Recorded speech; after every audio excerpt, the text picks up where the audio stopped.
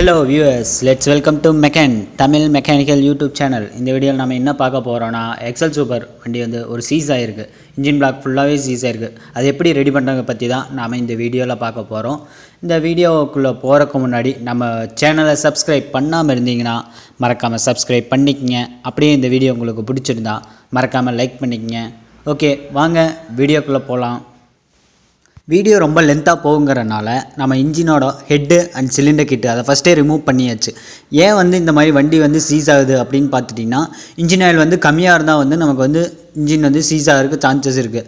So வந்து கரெக்டாக ப்ராப்பரான லூப்ரிகேஷன் வந்து இல்லாதனால, அதாவது ஆயில் வந்து ப்ராப்பராக சர்க்குலேட் ஆகாதனால நமக்கு வந்து இன்ஜினோட போரில் பார்த்துட்டிங்கன்னா, சிலிண்டர் கிட் போரில் பார்த்துட்டிங்கன்னா இந்த மாதிரி வந்து கோடு வந்து விழுகும். ஸோ இது வந்து இந்த கிராக்ஸ் பார்த்துட்டிங்கன்னா பிஸ்டன் வந்து அப் அண்ட் டவுன் மோஷன் இருக்கிறதுனால நமக்கு வந்து இந்த கிராக்ஸ் வந்து இன்ஜினோட போரில் வந்து விழுகுது. ஏன் இந்த மாதிரி கிராக்ஸ் வந்து விழுகுன்னு பார்த்துட்டிங்கன்னா, ஆயில் சர்க்குலேஷன் வந்து ப்ராப்பராக இல்லை. அதாவது இதனால் பார்த்துட்டிங்கன்னா பிக்கப்பும் நமக்கு வந்து கம்மியாகும். அதாவது இன்ஜின் பிளாக்லேயும் வந்து நமக்கு வந்து ஒரு நாய்ஸ் வந்து க்ரியேட் ஆகும், சலசலன்னு ஒரு சவுண்டு வரும். ஏன் இந்த மாதிரி பிக்கப் வந்து கம்மியாகுதுன்னு பார்த்துட்டிங்கன்னா, அதாவது பிஸ்டன் வந்து பாட்டம் நோக்கி போகும்போது வேக்கம் வந்து க்ரியேட் ஆகும். ஸோ இந்த கிராக்ஸ் இருக்கிறனால அந்த வேக்கம் வந்து ப்ராப்பராக க்ரியேட் ஆகாது. அதுவே பார்த்துட்டேன் கம்ப்ரஸ் ஆகும்போது பார்த்துக்கிட்டிங்கன்னா இந்த மாதிரி கிராக்ஸ் இருக்கிறனால கம்ப்ரஷன் ப்ராசஸும் கரெக்டாக நமக்கு வந்து நடக்காது. ஸோ இந்த கிராக்ஸ் இருக்கிறனால இந்த கேப்பில் வந்து ஏர் வந்து ரிலீஸ் ஆகிடும். ஸோ ப்ராப்பராக கம்ப்ரஷன் நடக்காது. அதாவது பிஸ்டன்லேயும் பார்த்துட்டிங்கன்னா இந்த மாதிரி கிராக்ஸ் வந்து இருக்குது பாருங்கள். ஓகேங்களா, இப்போது பிஸ்டன்லேயும் இந்த மாதிரி கிராக்ஸ் இருக்குது. ஸோ இந்த மாதிரி ப்ராப்ளத்துக்கு வந்து பார்த்துட்டிங்கன்னா நமக்கு வந்து சிலிண்டர் கிட்டு அந்த பிஸ்டனு இதை ஃபுல்லாகவே ரீப்ளேஸ்மெண்ட் பண்ணி ஆகணும், அதாவது புதுசாக போட்டாகணும். ஸோ ஃபஸ்ட்டு வந்து பார்த்துட்டிங்கன்னா பிஸ்டனில் 2 சைடு லாக் இருக்கும். அதாவது கனெக்டிங் ராடு அதுக்குள்ளே பின் பேரிங்கு, தென் அதுக்கு நடுவில் ஸ்பிண்டில், தென் அதுக்குள்ளே வந்து அதை லாக் பண்ணுறக்காக 2 சர்க்குலர் கிளிப்பு ஒன்று கொடுத்துருப்பாங்க.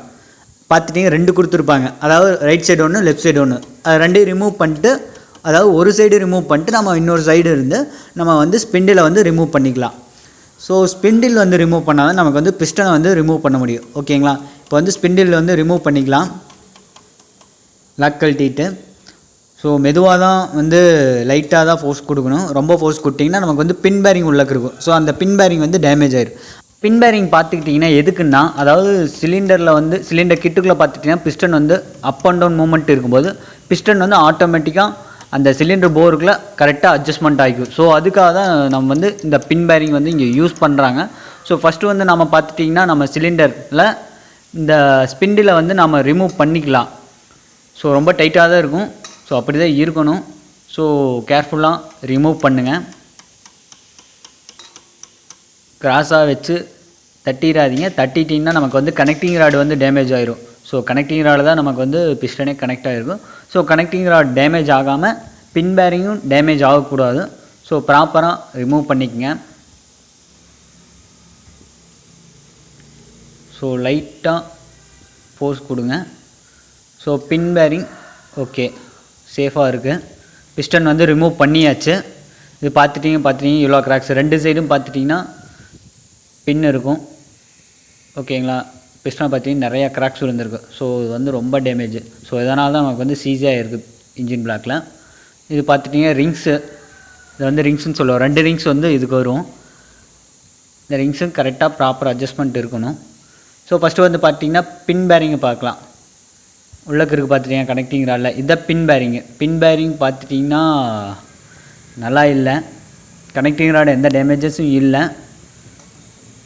பின் பேரிங் எதுவும் உடையாமல் கனெக்டிங் ராட்லேயும் எந்த டேமேஜும் இல்லை. பின் பேரிங் பார்த்துட்டிங்கன்னா அதுவும் போயிடுச்சு.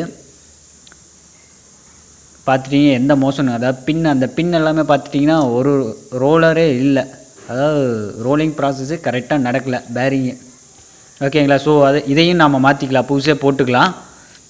அப்போ தான் நமக்கு வந்து பிஸ்டனோட மோஷன் வந்து அலைன்மெண்ட் வந்து கரெக்டாக இருக்கும். ஸோ இப்போ வந்து பார்த்துட்டிங்கன்னா நம்ம வந்து கனெக்டிங் ராடு பாருங்கள், கிராங்க் ஷாஃப்ட் பார்த்திங்கன்னா இப்படி தான் எக்ஸல் சூப்பரில் ஒர்க் ஆகுது. So up and down motion இருக்குது பார்த்தீங்களா. அப் மோஷன் பார்த்துட்டிங்கன்னா நம்ம வந்து கிக் பண்ணும்போது அப் மோஷன் ஆகுது. அதாவது டவுன் பண்ணிட்டு மறுபடியும் ரிட்டன் ஃபோர்ஸ் கொடுக்கு பார்த்தீங்களா மேலே. அது வந்து எப்படின்னு பார்த்துட்டிங்கன்னா கிராங்கில் 2 வெயிட் வீல் இருக்கும், 2 சைடும் வெயிட் வீல் இருக்குது. ஸோ அதன் மூலிமா தான் நமக்கு வந்து அதாவது பாட்டம் போயிட்டு மறுபடியும் எகைன் வந்து ஃப்ரண்ட்டு போர்ஷனில் வந்து மூமெண்ட் வந்து நடக்குது. இப்படி தான் நடக்குது. அந்த 2 வெயிட் வீல் மட்டும்தான் நமக்கு வந்து யூஸ் பண்ணி அதை வந்து நாம் மேலே அப் மோஷனுக்கு கொண்டு வரோம். ஓகேங்களா. ஃபஸ்ட்டு வந்து பார்த்தீங்கன்னா இப்போ ஸ்டட் எல்லாமே லாக் பண்ணிக்கலாம். ஸ்டட்டு வந்து 2 10 mm நட்டை போட்டு டைட் பண்ணிட்டு நம்ம ஸ்டட் எல்லாமே லாக் பண்ணிக்கணும். ஏன்னா ஸ்டட்டு வந்து நமக்கு கழண்டே வந்துருச்சு ரிமூவ் பண்ணும்போது. ஸோ ஸ்டட்டை வந்து ஃபஸ்ட்டு லாக் பண்ணிவிட்டு அதுக்கப்புறம் பார்த்தீங்கன்னா இது வந்து பார்த்தீங்கன்னா புது பிஸ்டனு. இது வந்து சிலிண்டர் கிட்டு புதுசு. தென் பேரிங்கு, பின் பேரிங்கு இதெல்லாமே நம்ம புதுசு போடுறோம். ஓகேங்களா. இதில் பார்த்துட்டிங்கன்னா பிஸ்டனில் ஏரோ மார்க்கு பார்த்தீங்கன்னா எக்ஸாஸ்ட் ஏரோ மார்க்குன்னு போட்டு பார்த்தீங்கன்னா அது வந்து நமக்கு எக்ஸாஸ்ட் போர்ஷனில் வச்சு மாட்டணும். ஸோ மாட்டிட்டீங்க அப்படின்னு பார்த்திங்கன்னா நமக்கு வந்து வண்டி வந்து ஸ்டார்ட் ஆகாது, ப்ராப்பராக ப்ராசஸ் வந்து நடக்காது. இப்போ வந்து பார்த்திங்கன்னா பின் பேரிங் அட்ஜஸ்ட்மெண்ட்டு கரெக்டாக இருக்குது. புது பின் பேரிங் சீட்டிங் கரெக்டாக இருக்குது.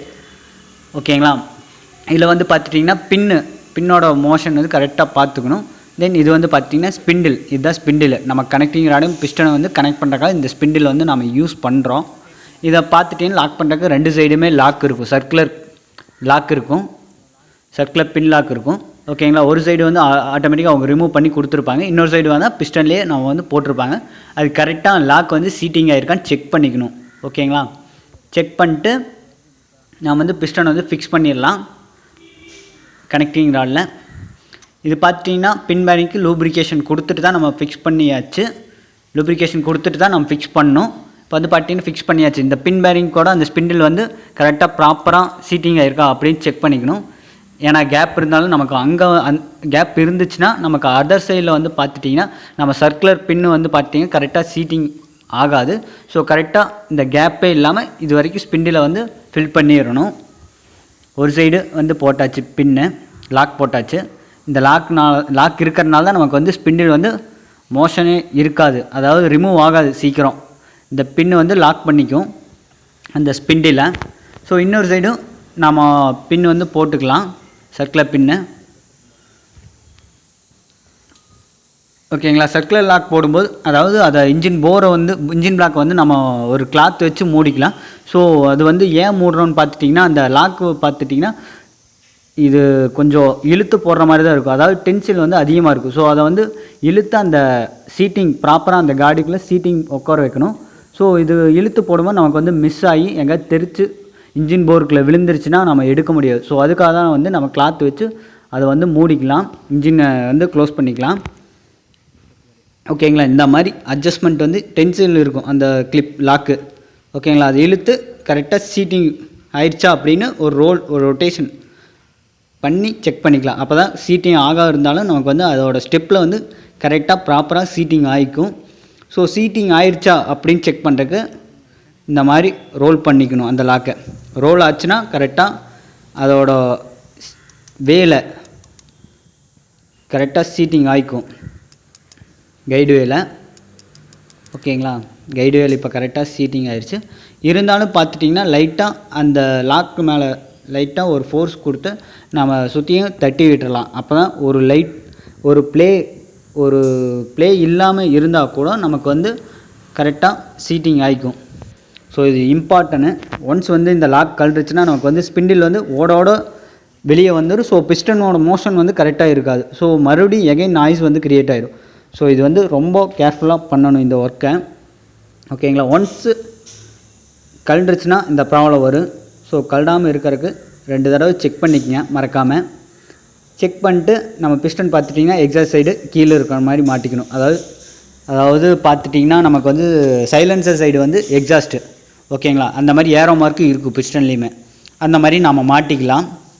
மாட்டிட்டு இன்ஜின் போர்டில் வந்து பேஸ்ட்டு 696 பேஸ்ட்டு போட்டு நம்ம பேக்கிங் வந்து போடணும். பேக்கிங் எதுக்காக போடுறோன்னா இந்த வேக்கம் க்ரியேட் ஆகும்போது கம்ப்ரஸ் ஆகும்போது நமக்கு வந்து ஏர் வந்து லீக்கேஜஸாக இருக்கக்கூடாது. இன்ஜின் பிளாக்கில் இருந்துச்சுன்னா நமக்கு வந்து ஸ்லோ ஸ்பீடு ஓடாது, வண்டியும் ப்ராப்பராக நமக்கு வந்து ஒர்க் ஆகாது. ஸோ இதுக்காக தான் நம்ம வந்து பேக்கிங் வந்து இந்த இடத்துல யூஸ் பண்ணுறோம். இதில் வந்து பார்த்துட்டிங்கன்னா இந்த பேக்கிங் பேஸ்ட்டு கண்டிப்பாக போட்டே ஆகணும். ஸோ பேஸ்ட்டு போட்டுட்டு நெக்ஸ்ட்டு வந்து நம்ம சிலிண்டர் கிட்ட வந்து நம்ம ஃபிக்ஸ் பண்ணிக்கலாம்.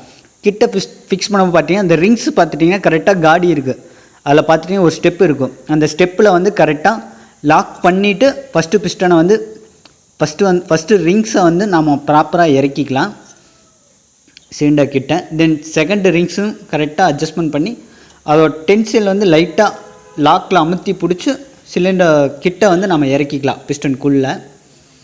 இப்போ இறக்கியாச்சு, ரெண்டுமே லாக் ஆயிடுச்சு. ரெண்டுமே கரெக்டாக லாக் ஆகலைன்னா நமக்கு வந்து கிட்டே சிலிண்டர் கிட்டே நமக்கு வந்து பிஸ்டனுக்குள்ளே இறங்காது.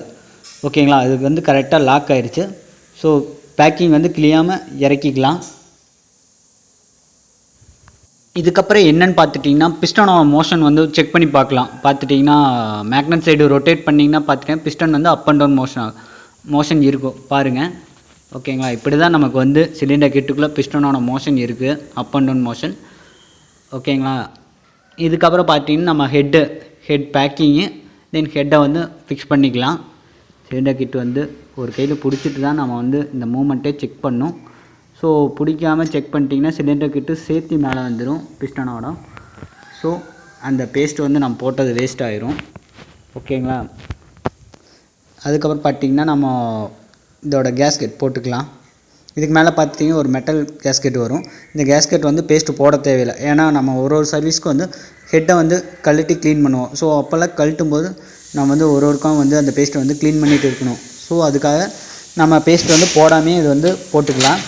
இதனால் பேஸ்ட்டு போடல லீக்கேஜ் வந்துடும் அப்படின்னு நினைக்காதீங்க. பேஸ்ட்டு போடலன்னா இதுக்கு வந்து லீக்கேஜஸ் வந்து இருக்காது டாப்பில். ஓகேங்களா, இது ப்ராப்பராக சீட்டிங் ஆகிக்கும். இதை வந்து போட்டுட்டு நம்ம வந்து ஒரு பிளேட் வாஷரு, ஒரு ஸ்ப்ரிங் வாஷரு, தென் ஒரு நெட்டு 11 சைஸு நெட்டு போட்டுட்டு நம்ம எல்லாமே ஃபிக்ஸ் பண்ணிட்டு